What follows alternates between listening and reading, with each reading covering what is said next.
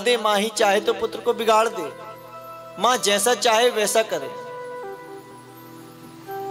एक कहानी मैंने बचपन में सुनी थी अपनी माँ से, मेरी माँ ने सुनाई।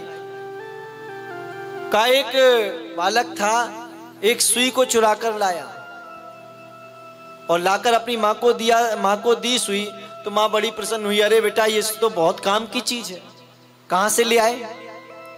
इससे तो कपड़े से ले जाएंगे, बड़ा अच्छा काम किया। प्रसन्न हुई, लेकिन ये नहीं कहा, पूछा कहां से लाए, ये कहां से आई तेरे पास? सुई के बाद बड़ी बड़ी वस्तुएं लाने लगा, पैसा लाने लगा, रुपया लाने लगा। माँ कहे देखो मेरा बेटा कितना कमाऊ है, कितना धन कमाता है, ये लोग संसार के लोग जलते हैं इससे। एक दिन राजा ने पकड़ लिया, राजा ने पकड़ के उसे सजा सुनाई। सजा में फांसी की सजा हुई, फांसी के फंदे पर खड़ा है। उससे कहा आखिरी इच्छा बताओ, आखिरी इच्छा क्या है तुम्हारी?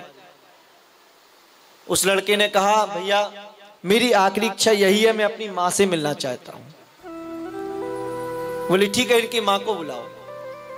माँ आई और जो सामने माँ खड़ी है अपने पुत्र को देखकर रोने लगी। हाय मेरा पुत्र, ये दुनिया वाले कितने जलते हैं, ये इसको फांसी पर चढ़ा देंगे। हाय मेरा पुत्र, मैं कैसे जीऊंगी, कैसे रहूंगी? पुत्र ने कहा माँ रोती क्यों हो, हंसो। बोली क्यों? बोले तेरे लिए इतना धन कमा के रखा है, उसके भरोसे जीना। अगर तुझे रोना ही था तो उस दिन रोती जिस दिन मैं एक सुई चुरा कर लाया था। उस दिन तूने दो शब्दों में पूछ लिया होता बेटा ये सुई कहां से लाया है, कहीं चोरी तो नहीं की। उस दिन तूने मुझे डांट लगा दी होती तो आज ये दिन नहीं आता, मैं इस फांसी के फंदे पर नहीं खड़ा होता। माँ ये सब तेरा ही किया हुआ है, अब जो चाहे सो कर। बहुत धन कमा के रखा है मैंने, अब उस धन के सहारे जीना। उसको फांसी के फंदे पर चढ़ा दिया। तात्पर्य प्रथम गुरु माँ होती है। चाहे पुत्र को बिगाड़ दे, माँ को जैसा ढालना चाहे, जैसा बनाना चाहे वैसा बना सकती है। यहां धुंधकारी को बहुत दुख हुआ कि मेरा पुत्र मेरी बात नहीं मानता, और लाड़ प्यार में धुंधली ने ही बिगाड़ा। मां ने जाकर अंधे कुएं में प्राणों को त्याग दिया। पिताजी एक समय बैठे थे, कैसा मंदिर सा घर था, कैसे वेद ध्वनि सुनाई देती थी। पुत्र अगर कुपुत्र हो जाए तो जीवन नरक हो जाता है, और ये तो कुपुत्र है। तभी गोकर्ण जी आए, आकर पिताजी को समझाया पिताजी आप किस चिंता में डूबे, ये संसार तो नश्वर है, इस संसार में आप किसे अपना मानते हो, इस संसार की मोह माया में पड़े हो। जरा विचार कर कर देखिए क्या अपना है। कोई ऐसा एक तत्व, कोई ऐसी एक वस्तु बता दीजिए जो अपनी हो, जिसे आप कह सको ये मेरी है। अरे वस्तु तो छोड़ो, ये देह भी हमारा नहीं है। अगर हमारा होता तो हमारी बात मानता। कोई बूढ़ा होना चाहता है क्या? कोई बीमार पड़ना चाहता है क्या? फिर भी ये देह बीमार हो जाता है, ये देह बूढ़ी हो जाती है। तात्पर्य ये हमारे कंट्रोल में नहीं है, इसकी स्टीयरिंग किसी और के हाथ में है। ये देह भी हमारी, कुछ भी हमारा नहीं है।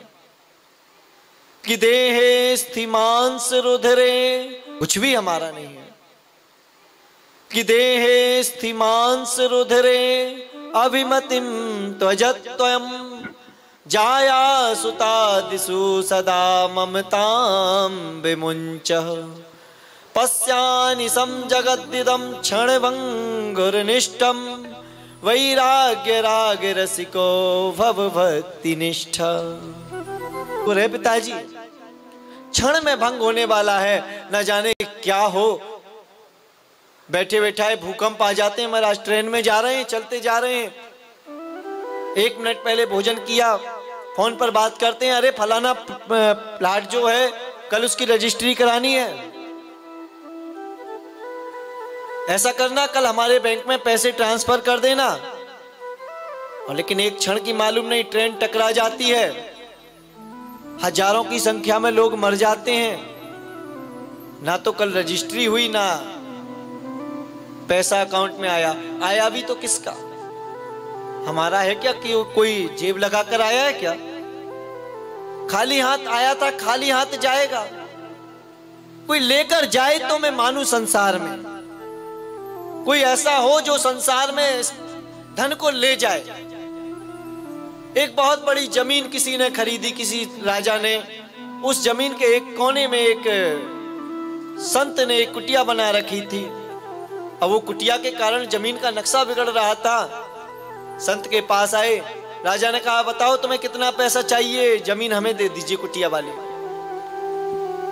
संत ने कहा हमें पैसे की आवश्यकता ही नहीं है, हमें तो जितने दिन जीना है यहीं जिएंगे, क्योंकि हमने यहां पर भगवान की तपस्या की है, अब कहां जाएं? बोले ये जमीन हमारे महल के काम में आएगी, ये उचित नहीं है आपके, आप जहां चाहे वहां रहिए। संत ने कहा था आपका महल बनेगा यहां? बोले हाँ। बोले मैं जमीन देने को तैयार हूं, लेकिन मैं आपसे कुछ लूंगा नहीं, बस मेरा एक काम कर दीजिए। बोले क्या करना है? एक बहुत बड़ा पत्थर था, कहा इस पत्थर को आप उठाकर 10 मिनट खड़े रहिए। राजा ने कहा क्या करते हो महाराज, इस पत्थर को उठाकर 10 मिनट कैसे खड़ा रह सकता हूं? बोले नहीं रह सकते, एक काम कीजिए, आप एक काम कीजिए, दूसरा पत्थर दिखाया उससे छोटा, बोले इसको लेकर आप 1 घंटे खड़े रहिए। बोले कैसे बात करते हो, नहीं रह सकता। बोले ठीक है तो एक काम कीजिए, एक कंकड़ उठाया, कहा इस कंकड़ को लेकर आप 1 हफ्ते खड़े रहिए। राजा ने कहा कैसी मजाक करते हैं आप, सीधी बात बताइए, कहना क्या चाहते हैं? संत ने कहा जब तुम कंकड़ को लेकर 1 हफ्ते खड़े नहीं रह सकते तो इतनी जमीन को लेकर कहां जाओगे, क्या करोगे इसका? समझ गया राजा, कुटिया का स्थान छोड़ दिया, छोड़कर महल बनवाया, संत का शिष्य बन गया, नित्य प्रतिदिन दर्शनों के लिए वहां आता था। तात्पर्य जीवन में क्या हमारा है? कुछ भी हमारा नहीं है, ये देह भी हमारी नहीं। जाया सुतादिषु सदा ममताम विमुंचा, इन पुत्र पौत्र आदि में जो ममता है उसको विमुंच छोड़िए। इस प्रकार जब कहा, इसे कहते हैं गौकर्ण संगीता। बोले क्या करें? का वैराग्य राग रसिको भव भक्ति निष्ठा, वैराग्य राग में रसिक हो जाइए, वन में